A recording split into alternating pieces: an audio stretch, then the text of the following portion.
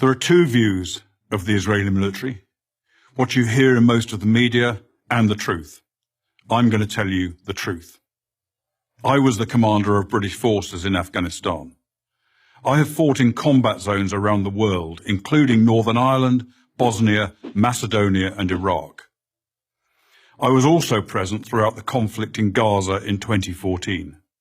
Based on my experience and on my observations, the Israel Defense Force, the IDF, does more to safeguard the rights of civilians in a combat zone than any other army in the history of warfare. Why is this so? Firstly, Israel is a decent country with Western values run on democratic principles.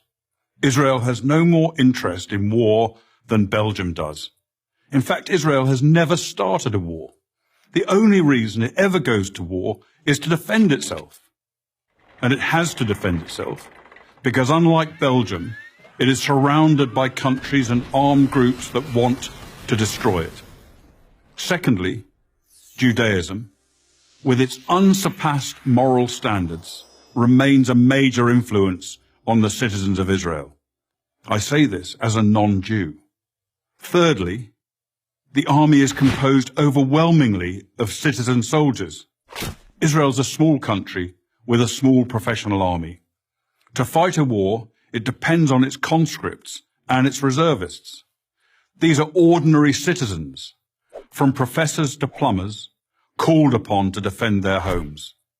They don't want to be fighting, and they don't want to harm others. Nowhere was the essential morality and decency of the IDF more evident than in the Gaza war of 2014.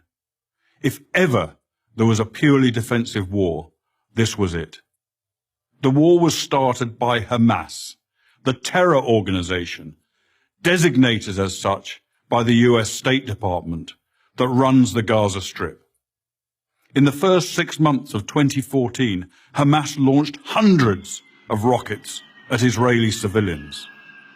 After repeated warnings from Israel to stop, the Israeli Air Force finally conducted precision strikes to halt the rocket fire, and the IDF advanced into Gaza to destroy a network of terror tunnels that Hamas had constructed to attack Israeli communities near the Gaza border. The IDF took extraordinary measures to give Gaza civilians notice of targeted areas, dropping millions of leaflets, broadcasting radio messages, sending texts, and making tens of thousands of phone calls. Let me repeat that. The Israelis called Gazans on their cell phones and told them to leave their residences and move to safety.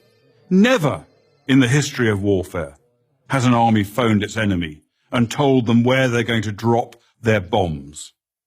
Many IDF missions that could have taken out Hamas military capabilities were aborted to prevent civilian casualties, increasing the risk to Israeli citizens and soldiers. Despite all of this, of course innocent civilians were killed.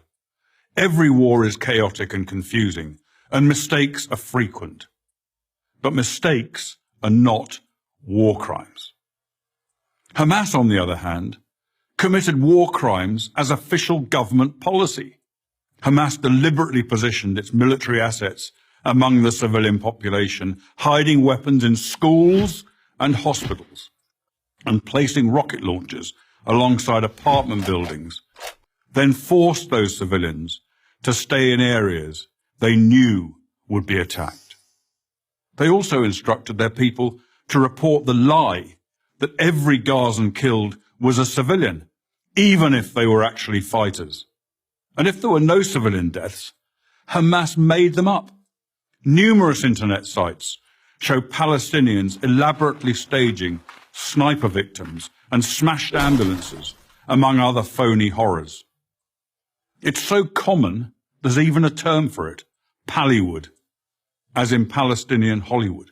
Ironically, it's the leaders of Hamas themselves who best understand the extraordinary measures the IDF will take to protect innocent civilians.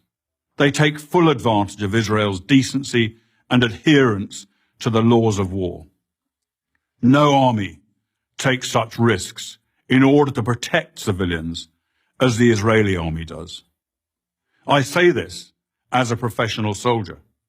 I say it because it's true, and people who care about truth should know it. I'm Colonel Richard Kemp for Prager University.